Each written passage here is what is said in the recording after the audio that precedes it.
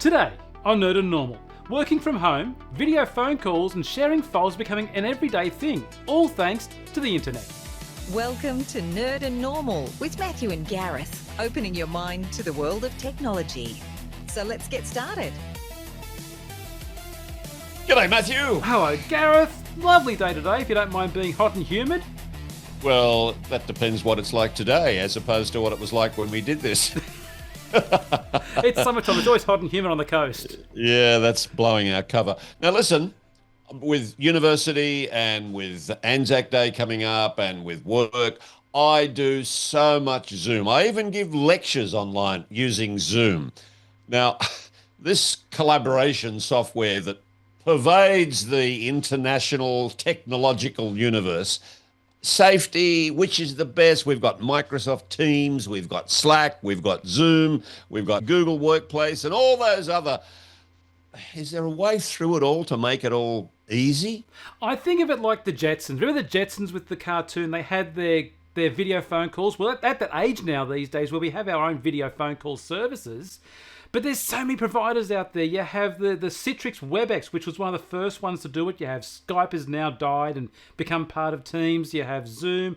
You have FaceTime. You have Messenger through Facebook. There's so many different providers out there, and they provide it all for free.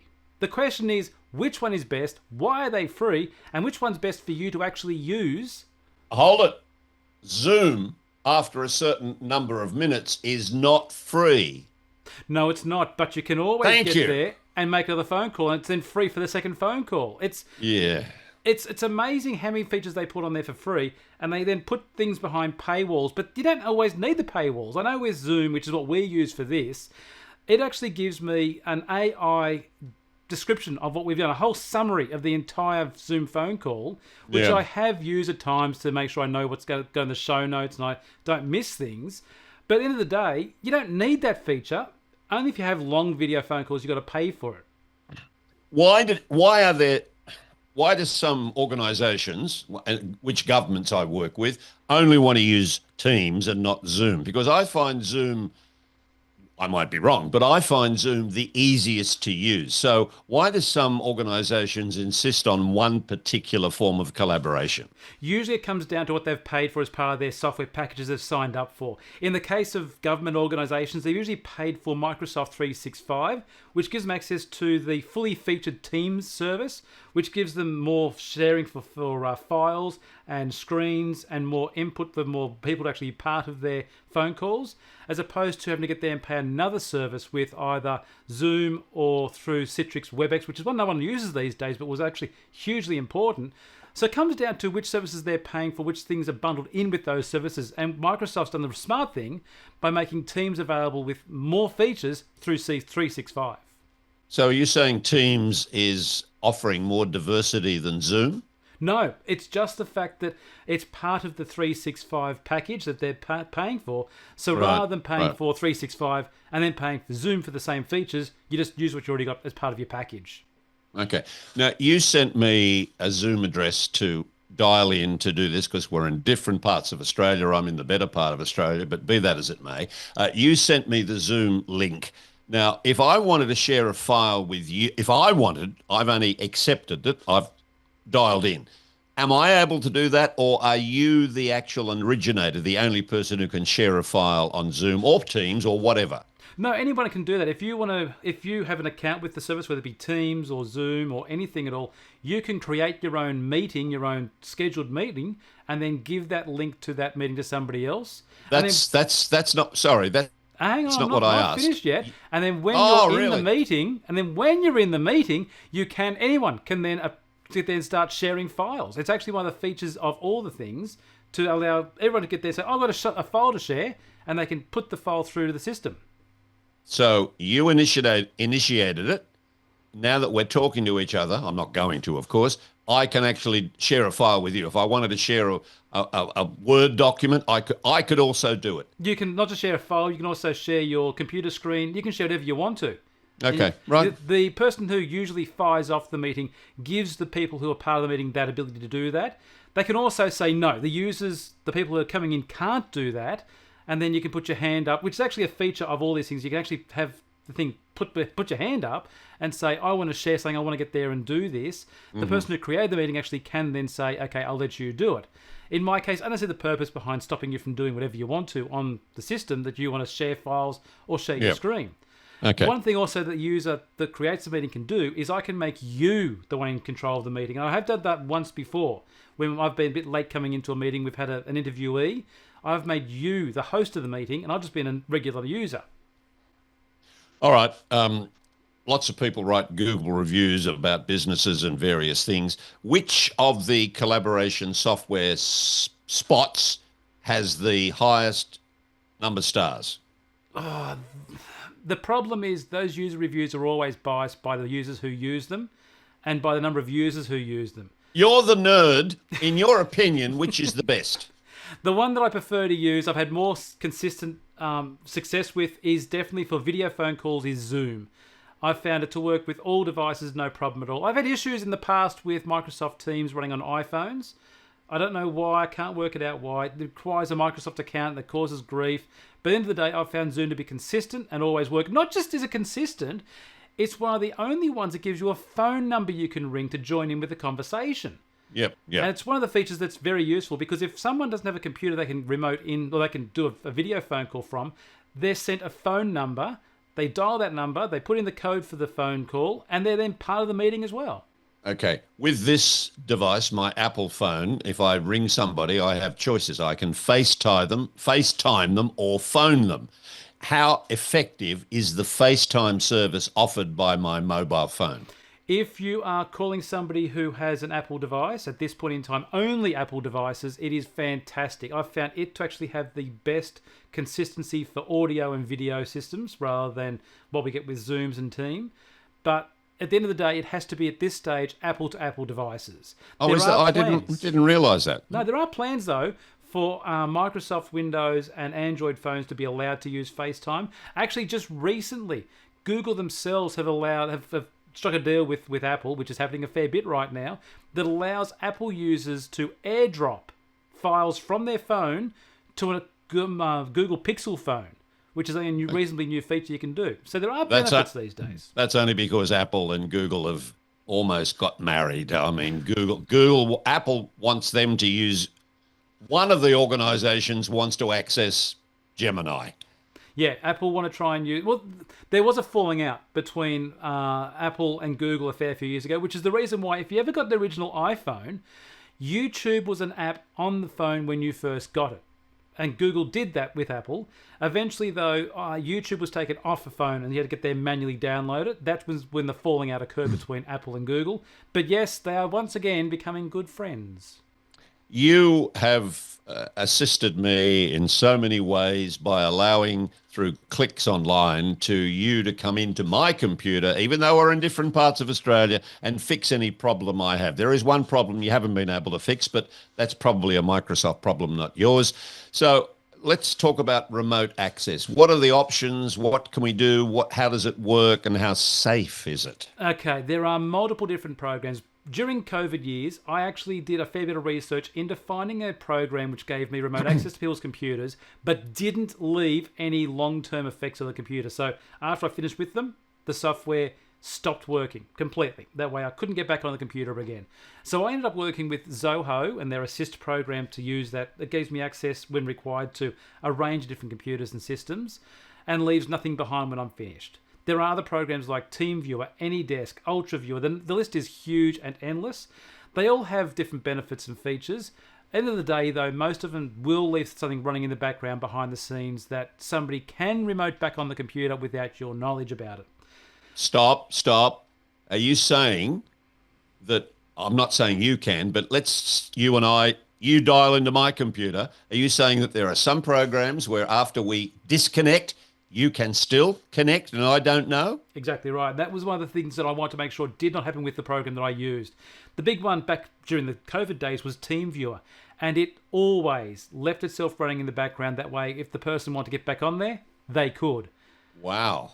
And That's a worry. I've actually seen a situation where somebody used TeamViewer, didn't take it off the computer, and then it was back in the about mid-2010s.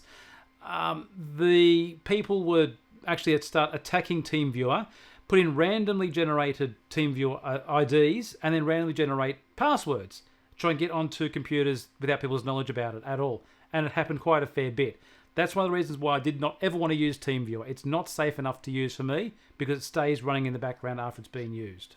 Gosh, I can remember maybe 4 years ago accessing radio stations that I work for. They wanted to, if there was a problem with their software on my computer, they wanted to use TeamViewer to log in to fix the problem. So are you saying even then they could still have access to my computer? Yep, it's one of the things that I've never liked TeamViewer, never want to touch it, because it does leave things behind that gives people control.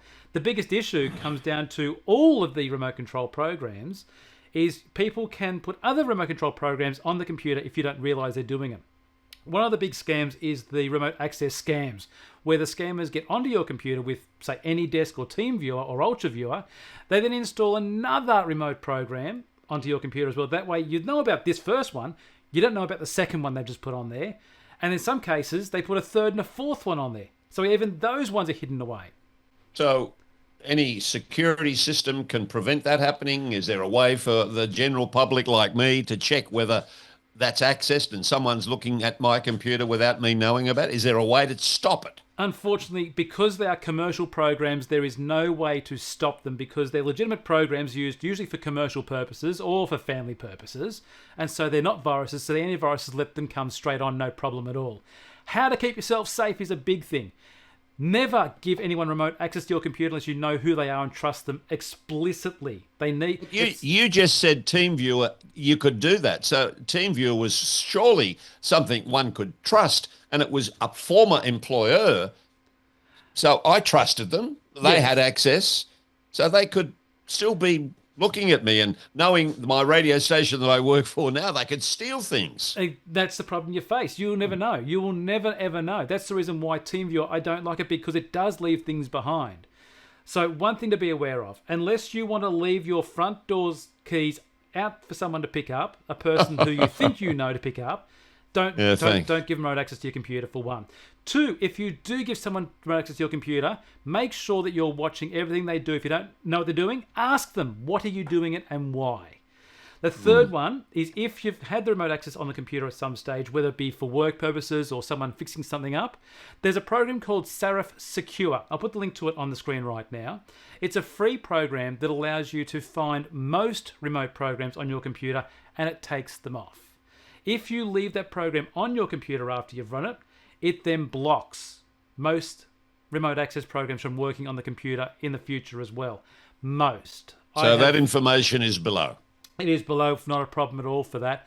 However, it's not perfect. Just this week, a few days ago, I faced a person's computer that had 3 remote programs on the computer. One was picked up by this Serif Secure. Other 2 I had to manually find.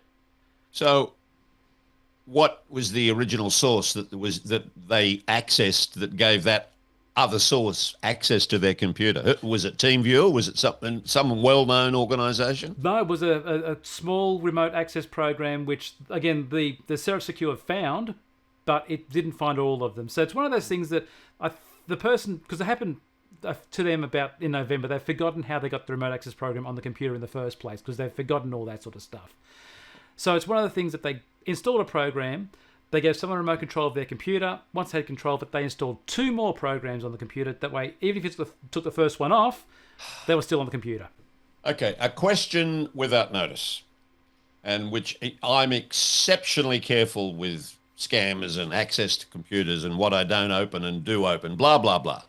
I watched an interview with Pauline Hanson, the head of the Commonwealth Bank of Australia, and he walked out of the interview, by the way, and a reputable ABC journalist, in which she challenged him about what they use with cryptocurrency to make money, but the normal public can't. And she mentioned in her criticism a website. So I then, after watching the interview, went onto the computer, went onto Google, accessed that website, and because of the source, it looked legitimate. So I thought, I'll investigate. I put in my name and mobile number and email, blah, blah, blah. I got an email saying, join us, and to which I said, no, thank you.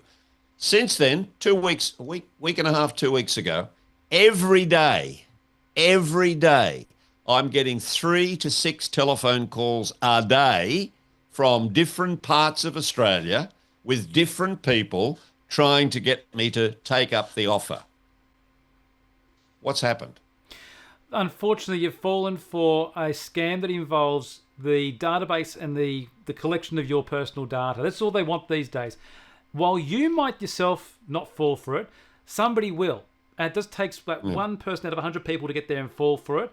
And unfortunately, you can't get yourself off these databases. Once you're on there forever. The only way solution you've got these days is, unfortunately, to change your phone number. Because blocking the numbers doesn't help, because they just get brand new phone numbers. Yep. So you just have to get there and unfortunately accept you're going to get these phone calls, or change your own number.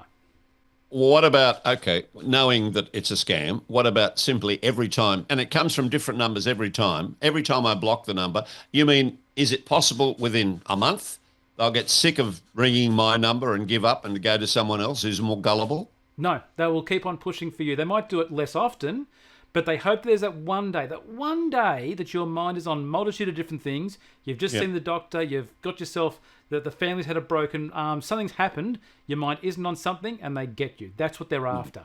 Okay. Well, let's delve into scams, and excuse the question without notice. Let's delve into scams. Tech support scams. What are they? So that's where you get either the phone calls saying they're from Microsoft and you've got a problem with your computer. You get the emails saying that you have a problem with your computer. Or you're sitting on a website, you see an interesting ad for something, you click on it because you think, I want to read this article. It says all of a sudden, your computer's got a virus, don't turn it off, call this number straight away. So they're the tech support scams.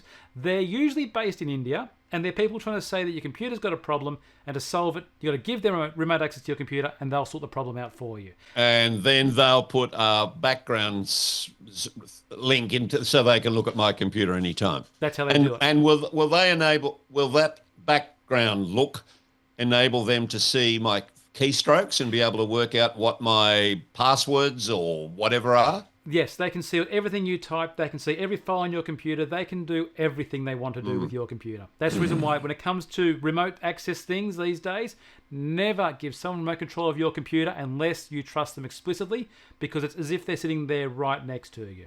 Gee, do I trust you explicitly? Because you have access to my computer through clicks online. Only when you let me.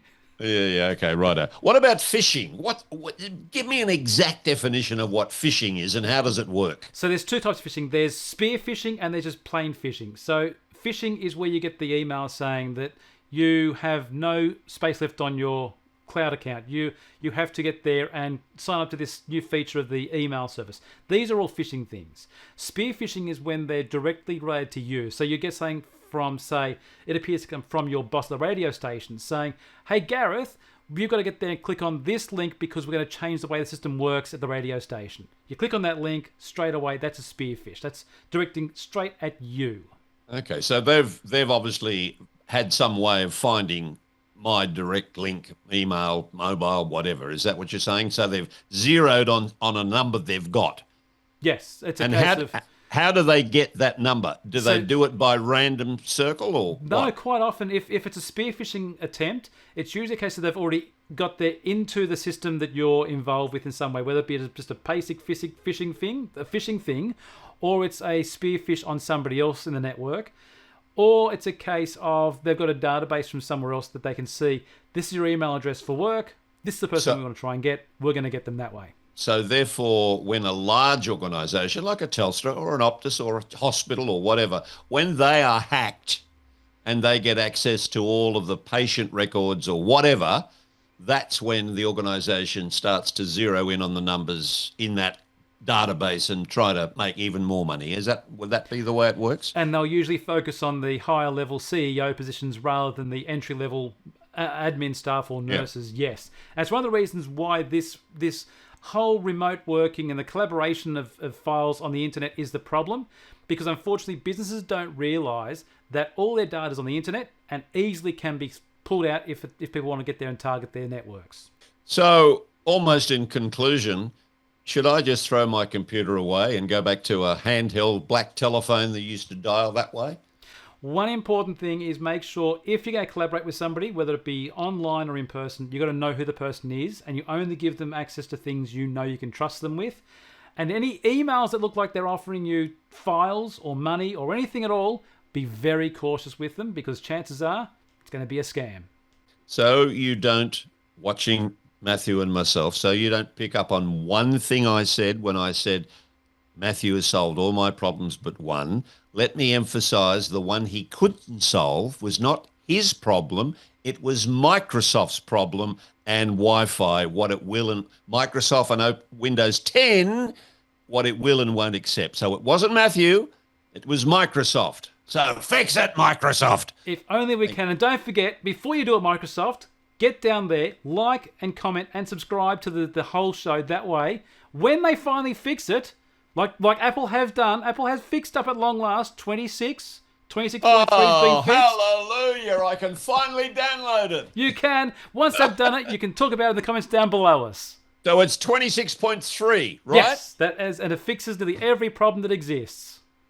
Matthew, thank you very much for our fishing expedition today, and I will throw my spear gun away. See you next week. See you next week. We'll collaborate again then. Woogle, we've got... It's the K, special K.